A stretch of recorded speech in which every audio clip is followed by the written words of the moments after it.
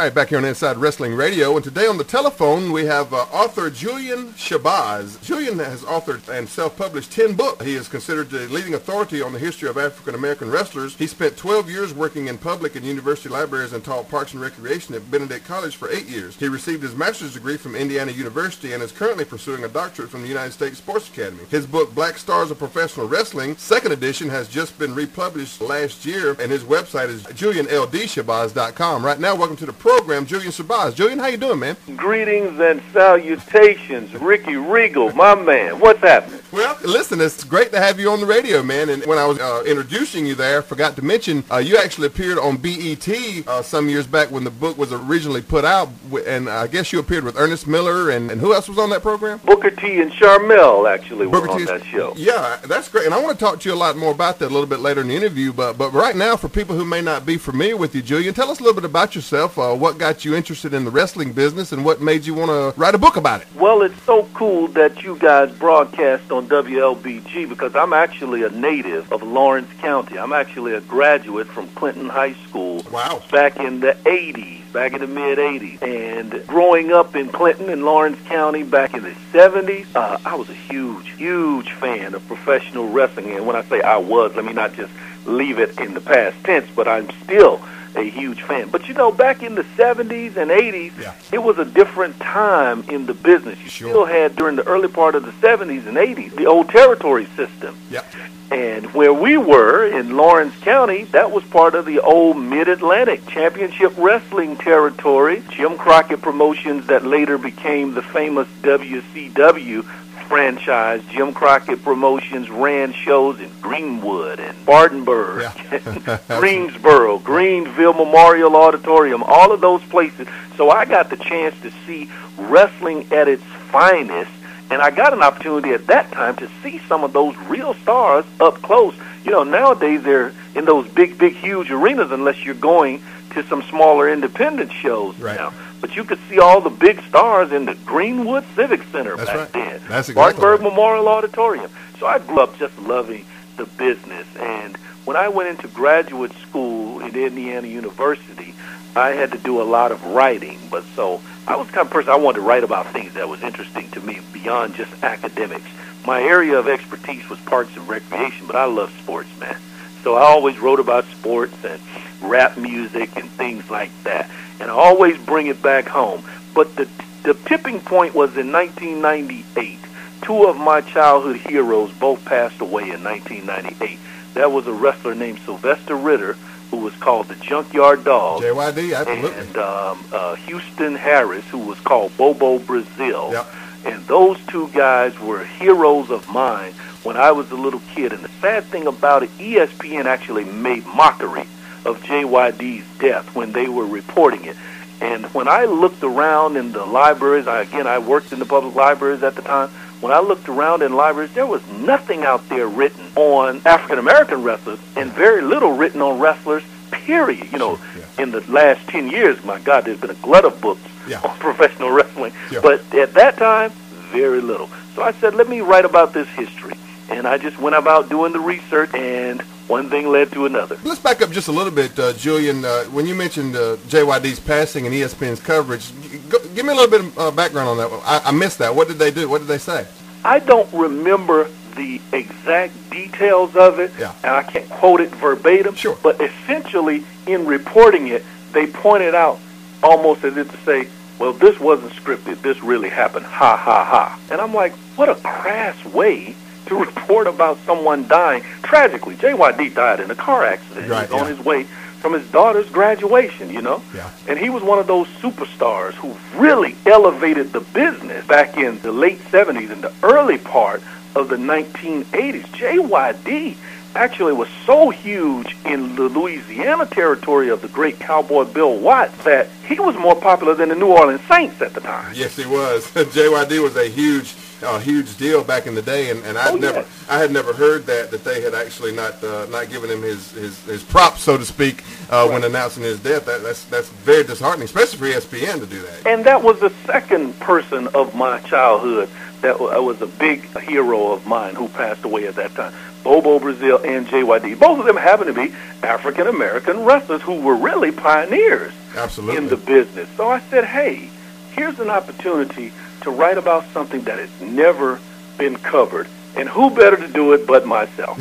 Absolutely. So where did you start, Julian? I mean, where does the guy who's I guess before that time you'd never written a book before? Was this your first book? Well, actually, it wasn't. Okay. I had done some writing before, but I had not written on actual live people. Gotcha. per se. Yeah. And that was the thing. The thing about it is, if I was going to write about these two stars who meant so much to me, well, how could I start with JYD and Bobo Brazil and leave out Thunderbolt Patterson? Yeah. How could I leave out Ron Simmons? Yes. How could I leave out the big cat Ernie Ladd? Yeah. And then it became, well, hey, I'm just going to have to try to research as much as I can on all African-American wrestlers, male and female, from time immemorial until now. The early days of the Internet, back in the 90s, I'm saying the early days of the Internet, right. But back in the 90s, you know, message boards and wrestling websites were still hot at that time, yes. But they were kind of new and kind of burgeoning at that time, right. 1998, 1999. But what was happening was there were a lot of old wrestling writers, there were a lot of collectors, there were a lot of old photographers out there with all this information, and they were just too eager to share it with me. Yeah. So once I put the information out there that I was seeking this type of information for a book, man, I was flooded with information. And one of the prize letters I have here in my possession was an email that I received from the former NWA champion himself, the great Lou Thesz. Lou Thesz wrote me and said, hey, when you're doing this book on black wrestling, make sure you don't forget the great Luther Lindsay. He was one of the best. I personally had never heard of Luther Lindsay before Lou Thesz told me, hey, you got to write about Luther Lindsay. And Lou Thesz obviously has passed on since then, so that's still one of the prizes in my personal collection here, that the great Lou Thesz was interested in helping me with this project. Absolutely phenomenal for him to reach out to you like that. How was it tracking down some of those old school players, man? I mean, who was one of the earliest guys that you found? Oh, great question. One guy that I contacted who was really popular in the Texas area, or actually, yeah, I contacted him, but I'd gotten his information from a group called the Cauliflower Alley Club, which is, you know, is kind of like a wrestlers union for a lot of the old-timers out there that kind of help support the old-timers who really didn't get a chance to make as much money as some of the guys today are making. Not all, but some. Yeah. And his name was Tiger Conway Sr., and Tiger Conway Sr. obviously has passed on since then as well, but he was one of those persons who had been a popular wrestler during the time of segregated territories like Texas was at the time. But he came in and survived during a time when the territories integrated and, you know, just blew up. So he was someone that really helped me out a lot, one of the old-timers. And another one of my personal favorites, Tony Atlas.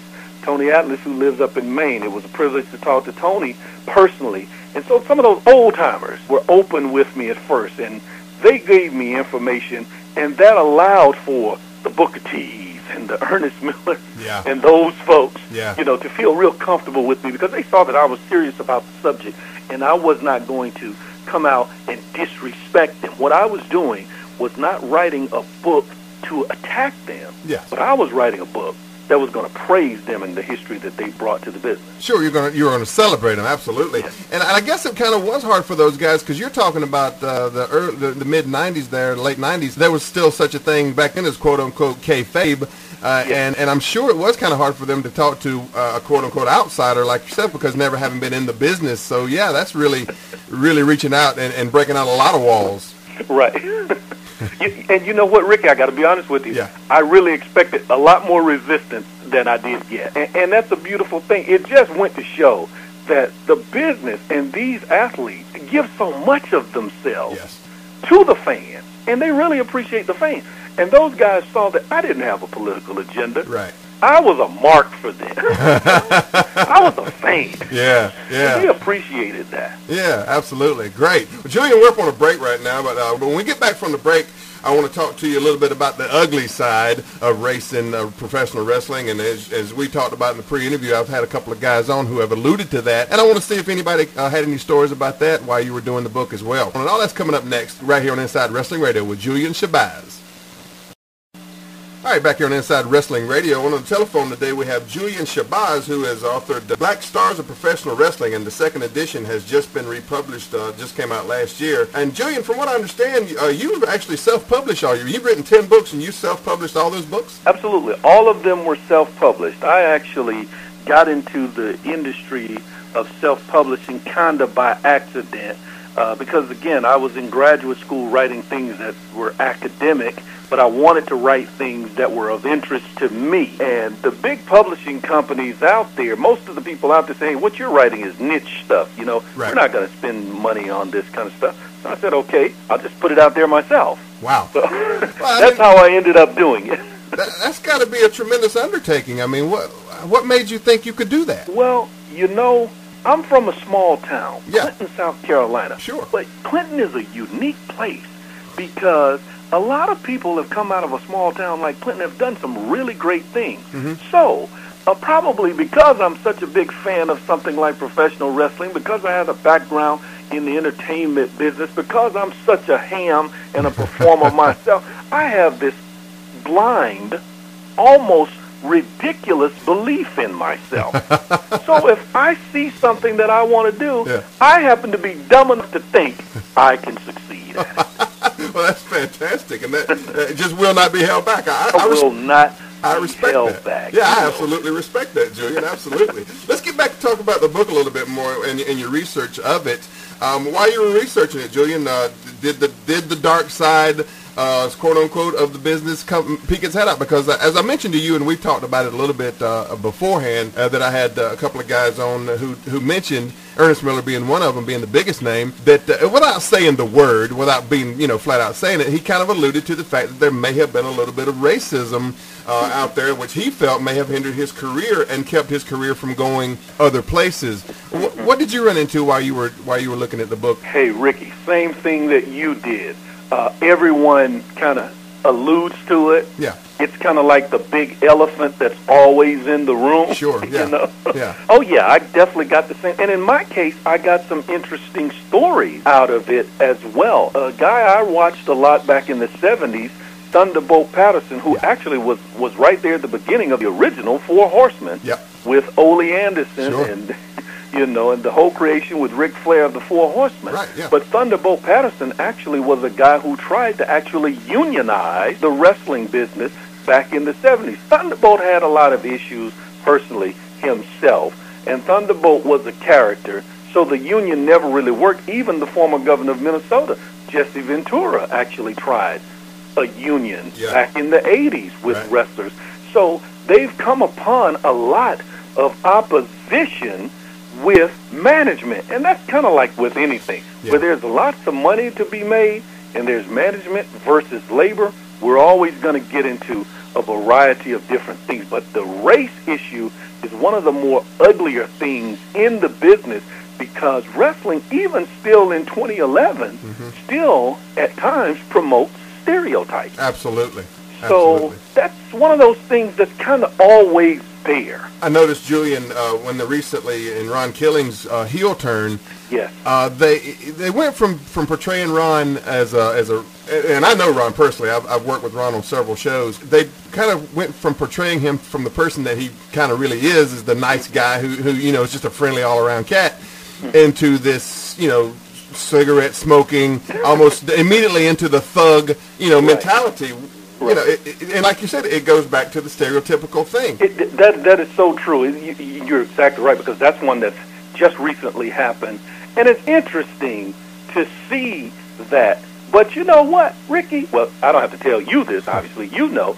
But wrestling promotes stereotypes almost across the board. Yeah, absolutely. We're from the South. Hey, you know how Southerners are portrayed in professional wrestling? Italians are portrayed a certain way.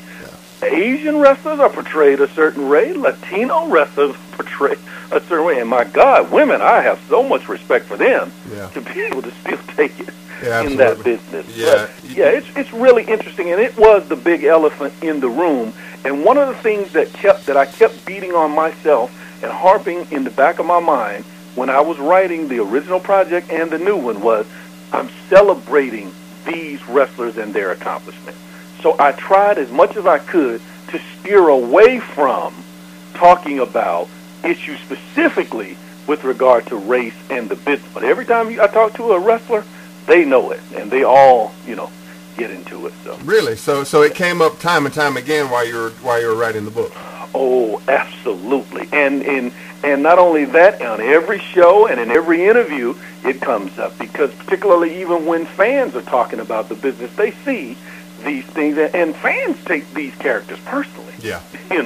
Sure. We really get into these characters. They become part of our lives. I remember when the original book was written back in 1999, one of the things that happened around 2000, when I was out doing some promotion for the book, right during the middle of 2000, WCW, in all of its brilliance at the time, decided to turn Booker T, who had been with the Harlem Heat, yes, but had gone solo. They tried to turn Booker T into a character he had done years earlier called G.I. Bro, and that did not go over well at all. And they had to immediately scrap that idea. The whole issue of race is always there, and it's hard to say I tried to celebrate these races. How do you not talk about it when you're talking about Kamala, the Ugandan giant? Yeah. How do you ignore it when you're talking about Abdullah, the butcher? Yeah. Yeah. Yeah. And on the flip side of that coin, Julian, of course, Ron Simmons, who I'm a huge fan of, and I've worked with Ron a couple of times as well, being the first quote-unquote black champion of WCW.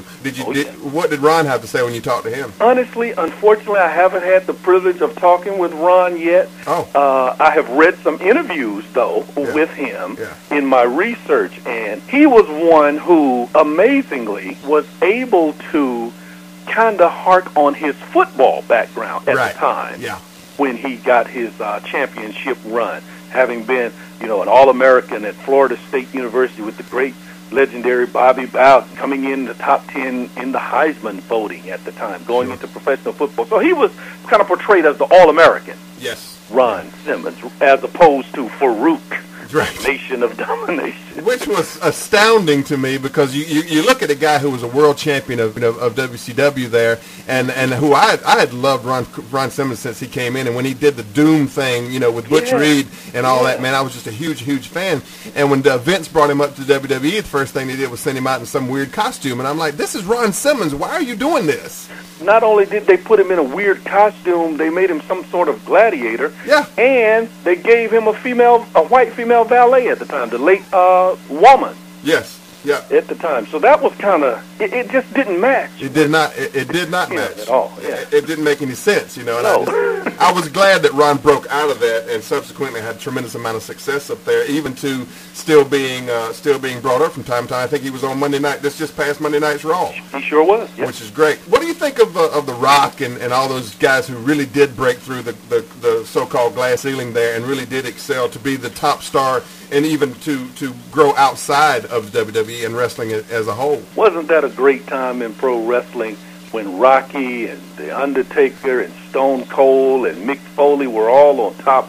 When this book originally came out, late 90s, early 2000s, the business was going through another one of its golden ages. That's right. Yeah. And Rocky was really starting to take off at that time. I love that guy, and I appreciate his appreciation for the business.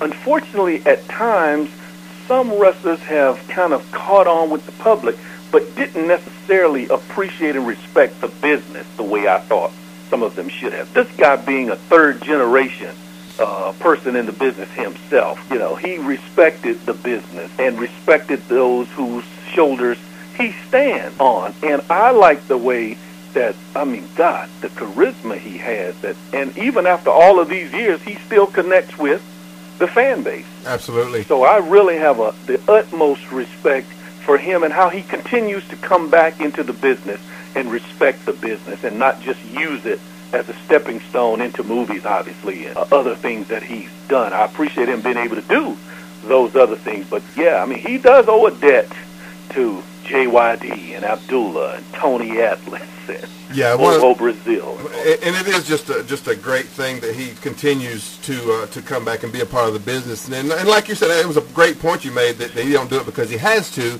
He does it because he wants to.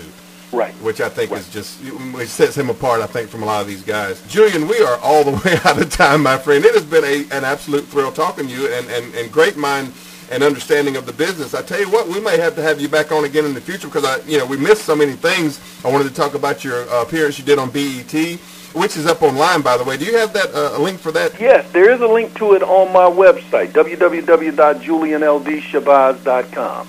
JulianLDShabazz.com. Yes. And that's SHABAZZ, two Z's in that. And can you get the book from your website and everything like that? Yes, the book is available for $15.95 as a special to listeners of Inside Wrestling Radio. $15.95. Special price just for listeners of Inside Wrestling Radio. Fantastic. That is a great thing, and I appreciate you doing that for our listeners, Julian. And you're on Facebook as well, yes? I am out there on Facebook. I'm even still on MySpace. Oh, wow. You're one of the last few, huh? Ricky, it's been my pleasure. Thank you so much for what you do with Inside Wrestling Radio and Inside the Squared Circle yourself. Well, Julian, thank you so much, man, and I do greatly appreciate you coming on the program. The book, again, Black Stars of Professional Wrestling, and it is in its second edition. It's just released last year. You can pick it up at Julian's website, JulianLDShabazz.com. And Julian, again, man, thanks so much for you coming on the program, and continued success to you. Thank you so much, Ricky, and God bless you, man. Continue your great work. All right, that's going to do it for the interview portion of the program. We'll be right back here to close the show. Coming up next, right here on Inside Wrestling Radio.